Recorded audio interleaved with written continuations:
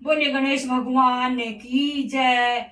बोलिए एकादशी माँ की जय। बोलिए मधुसूदन की जय। बोलिए ऋषिकेश भगवान की जय।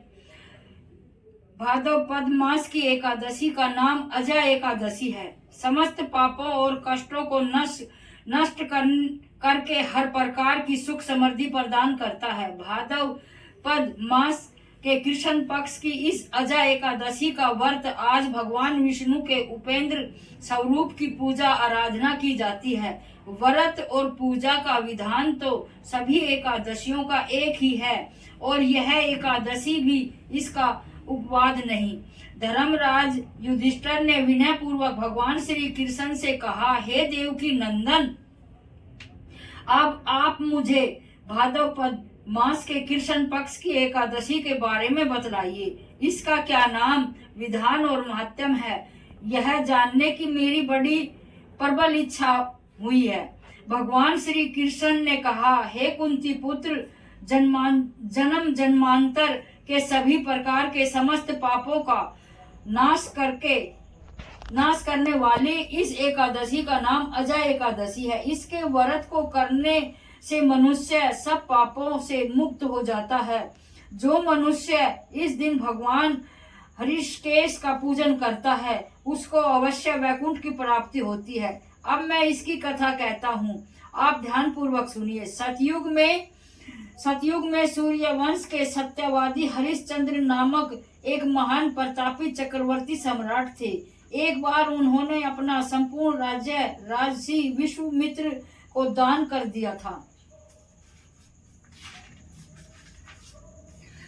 दिया था और दक्षिणा चुकाने के लिए अपनी पत्नी, पुत्र तथा समय को दास के रूप में बेच दिया। राजा शमशान में चंडाल का दास बनकर सत्य को धारण करता हुआ मृतकों का वस्त्र ग्रहण करता रहा, मगर किसी प्रकार भी सत्य से विचलित नहीं हुआ। कई बार राजा चिंता के समुद्र में डूबकर अपने मन में विचरने लगता कि मैं कहाँ जाऊं, क्या करूं जिससे मेरा उद्धार हो।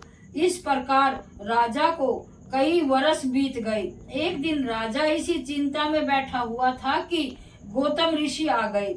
राजा ने उनको प्रणाम किया और अपनी दुख भरी गाथा सुनाई। राजा की बात सुनकर गौतम ऋषि ने कहा, हे राजन, आज से 7 रोज बाद भाद्रपद पद मास के कृष्ण पक्ष की अजा नाम की एकादशी आएगी। तुम विधि पूर्वक उसका व्रत करो। इस व्रत के पुण्य के प्रभाव से तुम्हारे समस्त पाप नष्ट हो जाएंगे। राजा ने गौतम ऋषि के कहे अनुसार एकादशी आने पर विधि पूर्वक व्रत व जागरण किया। उस व्रत के प्रभाव से राजा के समस्त पाप नष्ट हो गए।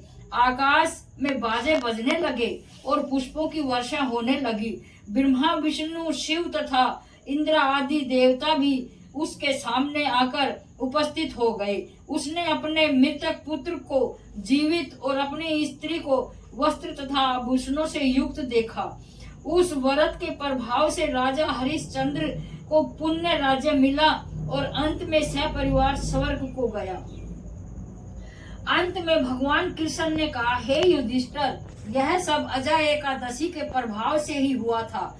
जो मनुष्य विधि विधान इस व्रत को करते हुए रात्रि जागरण करते हैं, उनके समस्त पाप नष्ट होकर अंत समय में स्वर्ग लोक की प्राप्ति होती है। इस एकादशी की कथा के श्रवण मात्र से ही अश्वमेघ यज्ञ का फल मिलता है। बोलिए श्री कृष्ण भगवान की जय।